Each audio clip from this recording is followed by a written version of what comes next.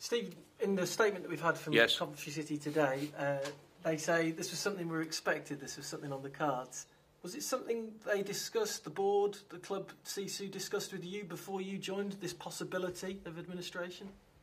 We spoke about a number of things, but, you know, the main concern for me, obviously, is the football department. But, you know, I did want, you know, the assurance that there was going to be stability at the football club, and Sisu were very much behind getting this football club through this difficult period. And Joy spoke to me on that, and she's very much assured me that she's determined to get this club through this period and build a football club that we all will be proud of. And that, you know, that for me is good enough. And for me, though, it's about focusing on trying to get results and trying to get performances that continue to keep our fans happy and to continue to produce these performances so they keep coming through the gates. And that, for me, is my main objective. You mentioned that you spoke to Joyce Paulo last night. Yes.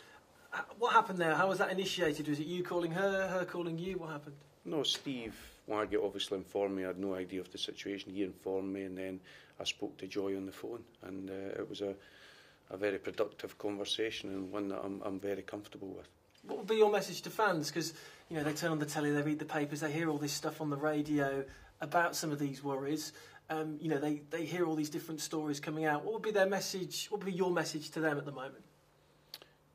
That we are truly determined as a football club to get through this difficult period and to remain very much behind the players, because the players have been a real shining light this season.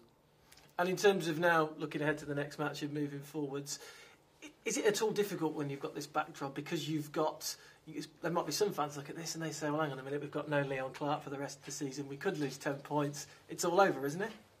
Far from it. You know, we've got so much to fight for just now, and there is a brilliant spirit amongst the group, I'll be honest with you, a fantastic spirit, and I think that was very much typified by Tuesday performance comeback. So at this moment in time, you know, I've got no fears about how the boys will go about things. You know, they're in great fettle.